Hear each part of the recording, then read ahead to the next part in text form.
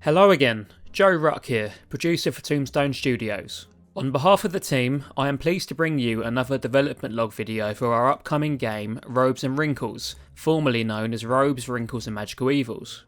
There have been many major changes since our last progress video. We've been busy exhibiting at an event, responding and reacting to playtester feedback, making pivotal changes to the game, adding controller support and so much more. Our team were fortunate to be able to exhibit Robes and Wrinkles for 3 days at Birmingham's Insomnia I-72 Gaming Festival recently. This event allowed us significant exposure to the public, connections to be made and advice received from professionals within the games industry, and a huge opportunity to gain mass feedback for our game. The event and the large amount of feedback received highlighted 3 major things for the team. 1. The game was visually still too dark, even through our attempts to counteract this. 2. Our target demographic was younger than we anticipated, being around 12 to 13 years of age. 3.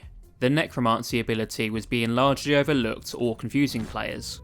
We began actioning this feedback upon our return. Firstly, if you have seen either of the team's previous development logs, you will likely notice that the game looks very different.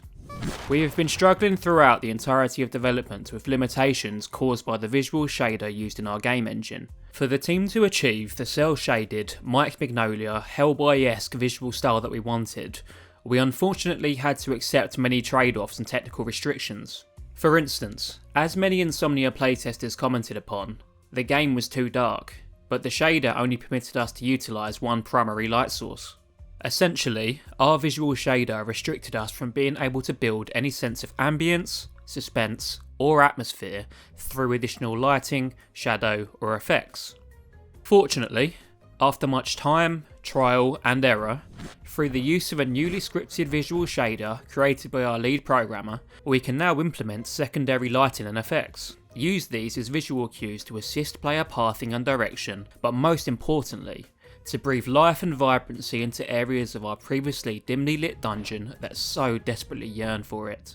Secondly, after observing playtesters and realising that our target demographic was lower than we anticipated, any coarse language or references made throughout Robes and Wrinkles, either through audio narration, subtitles or visuals, have been altered to cater to a younger, PEGI 12+ audience.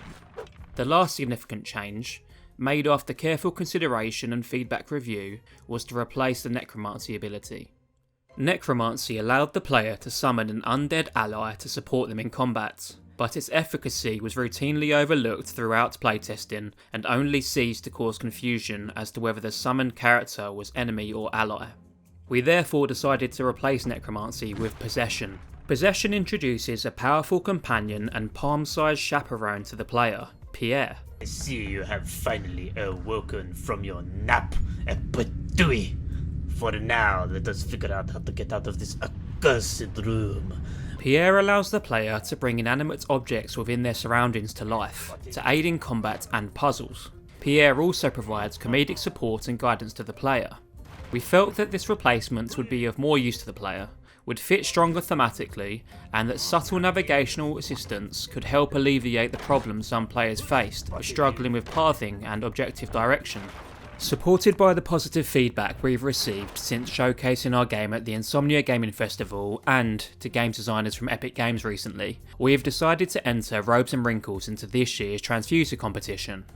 Transfuser is a program that supports recent graduates and successful applicants in building game studios, developing game intellectual properties, and provides a route to industry.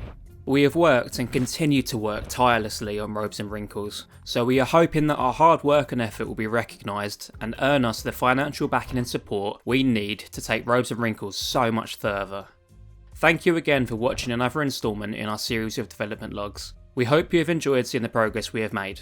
Make sure to download our game for free on itch.io and to leave a comment telling us your thoughts.